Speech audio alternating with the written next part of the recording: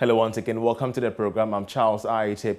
We're moving to our very first story where a new development coming in is that market leader of petroleum products GOIL has increased its prices on fuel. A liter of both diesel and petrol is now selling at 6 cedis 50 peswas. It was previously 6 cedis 35 peswas, and this 2.36% increase by GOIL could force the over 100 oil marketing companies to adjust their prices as well. It means consumers of petrol products have no alternative than to pay a bit more for fuel this time around. Let's get in touch with petroleum expert Suleiman Yusuf on this development and the impact moving forward.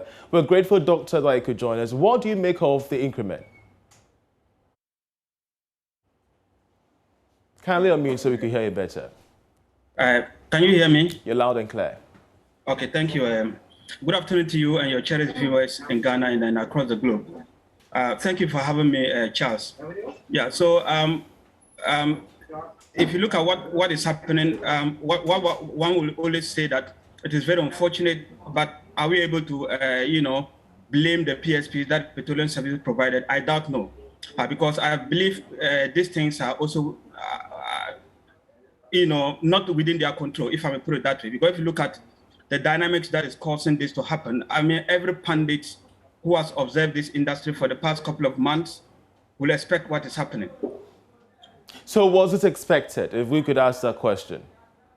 Yes, I think it was expected, Charles. And why am I saying that? If you look at our price build-up categorically in Ghana, we have three components that goes into the price build-up. One of them will be the exchange rates, of course, the taxes, and then the crude oil in the global market. Whatever the crude oil sells in the global market, it will have direct cascading impact at our pumps. And looking closely on all these three factors, I think none of them is working to the favor of the poor consumer, unfortunately. Exchange rates are largely not stable, of course. Taxes are high on the roof, almost 50% of what the consumer pays at the pump. And then crude oil prices, which are called the wild card in these three categories, is the one that is actually pushing all these dynamics. And unfortunately, Ghana as a country, we don't have control over whatever the global dynamics are going to be. So of course, these three factors are what is accountable for what is happening now. And I think, like I said, every expert or every pundit who monitors the industry will expect nothing but what is happening. Indeed, oil-producing countries have cut down production as demand goes up for some limited supply. How do we juxtapose this to the deregulation ongoing here in Ghana, looking at the trickle-down effect? Yeah, okay, so Charles, you are spot on. That's why I'm saying that, I mean, among all the three that I enumerated, the global oil price is the wild card. That is what we don't have control over. However, there are other factors that are also accountable for the global oil prices, which are called the bullish sentiment. Maybe I'll just explain briefly to the benefit of your cherished listeners. In the oil market, bullish sentiments are those sentiments that will help oil prices to go up. And then the opposite is bearish. So bearish sentiments are those sentiments that will actually cause oil prices to come down. Now, as we speak now, the bullish sentiments are rife and they are high, and they are on high momentum. And there are three categorically as I speak. One of them is the OPEC cut, which you have said it. You are spot on. OPEC cut is one of the bullish sentiment that is keeping the oil price as it is now. The other one is the vibrancy in the Asian economies. They are the main consumers in the global basket, and yet OPEC, I mean, what we call Asian economies, they are doing so fine. They are consuming a lot. And the last bullish sentiment is the vaccines rollout, the efficacy nature of the vaccines rollout. Of course, the vaccines rollout will help economies to open up, and yet. These vaccine rollouts have been largely efficacious, if I may put it that way, albeit a little bit of, ups and downs here. But again, among these three things, Charles, the wild card, again, is the OPEC cuts. And why is the OPEC cut the wild card? It is a wild card because OPEC is interested in high oil prices. Hitherto, shale patch from US used to be the force that could balance that. Shale patch is also interested in, having high oil prices. So what we are seeing now, I think there's more to come. There's no end in sight. We only have to tighten our belts and look internally what we can do in Ghana. Speaking of internal solutions, of course, the proposal is on board for governments to review taxes on petroleum products. What do you make of this push currently on these proposals for some tax rebates when it comes to the petroleum sector? Yeah, I support that 100%, Charles. Even from day one, when we increase the taxes, I call for them to reduce the taxes because the three factors I mentioned, I told you that, oil prices, we don't have control. So if you have space, it will be the taxes. So, and then the deregulation policy, if you look clearly at the deregulation policy, a lot of people are thinking that it's not working, but I think it's been paralyzed by the taxes. Why am I saying that? Because about 50% of what the consumer pays at the pump is largely made up of these taxes. And then what I would say is that, Charles, we have to be able to link up our upstream and our downstream closely. That is key. If you quite remember some time ago, one of the components of the taxes within the price bill that we call SPT, when oil prices dropped, that is the bearish sentiment. We quickly introduced this SPT just to pushing us at the upstream side. Now the upstream side is vibrant, excellent. We can gain a lot. Oil is around 80, 78. Why don't you use the upstream side to also pushing the downstream side? Because that's what has to happen, especially if you're a producer and you are also an importer of petroleum product. You don't have any alternative than to link up the two. Use the upstream to cushion the downstream and also use the downstream to cushion the upstream.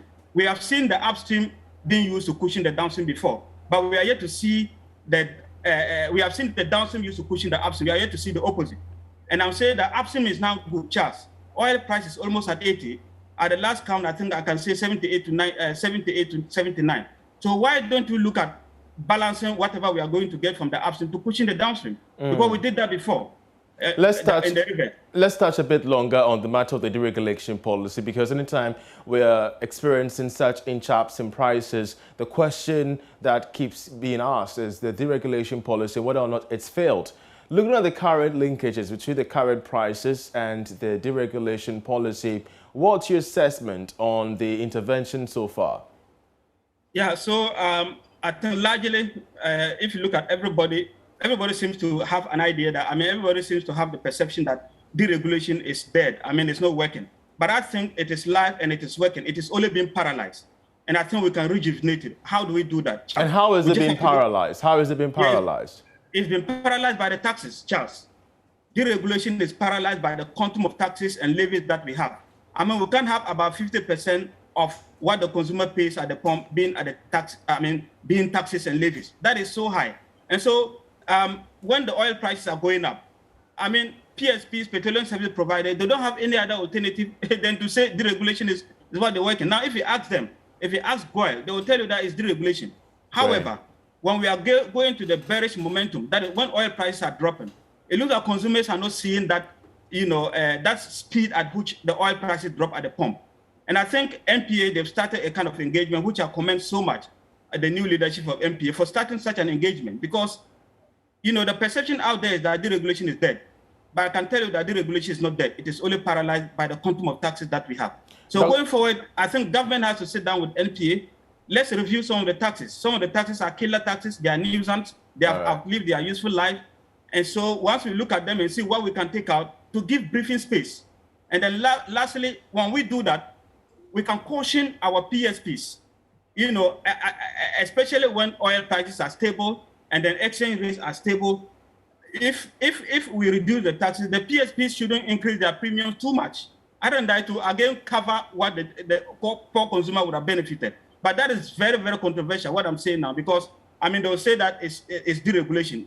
My fear is only that I don't want it to reduce taxes at the end of the day, and then we have another component, maybe some premium from PSPs, coming up to again nullify what the consumer would have benefited. So I think going forward, the taxes we have to look at it, because I think that has paralyzed deregulation. Well, just before we let you go, we're having also this discussion, Doctor, on the back of, this debate about the use of electric vehicles. We've seen the impact of, the huge consumption on petrol and, of course, that of diesel by these vehicles that often use them for the combustion of their engines. Where do you come when it comes to the analysis on the use of electric vehicles and the need to inject more policies to attract companies to, roll out electric vehicles in Ghana? Yeah, so Charles, as an expert, especially where I am coming from, even we, those who are into the oil and gas industry, and we are even producers, we are transitioning. We are gravitating towards energy transition. Energy transition will come to stay. It will take time anyway. It's not now. It will take decades. So I think if there are policies and programs that we can make possible, to increase the rate at which, EVs come to the scene, it will take time. because when EVs come to the scene, what will happen is that, of course, there will be a massive reduction in the dependence of the world of hydrocarbon. But that also has its negative impact. Assuming at the end of the day, we have shifted everything to EVs. And then what will be our hydrocarbon resources? So I believe in concerted effort, let's say para investment. I always believe that energy transition, that's why they call it energy transition. It doesn't have to be a flick of, just a changeover by one day, no. But we have to make effort towards that because it is coming. All right. And so what I think is, let's make effort. Let's put in programs to make sure that EVs will prepare grounds for EVs in a way. And in fact, that will help our energy transition process. But I think it will still take time anyway. Dr. Suleiman Yusuf, we're grateful, so grateful that you could join us with an analysis on this development. He's a petroleum expert helping us with analysis on recent increase in petrol prices at the pumps.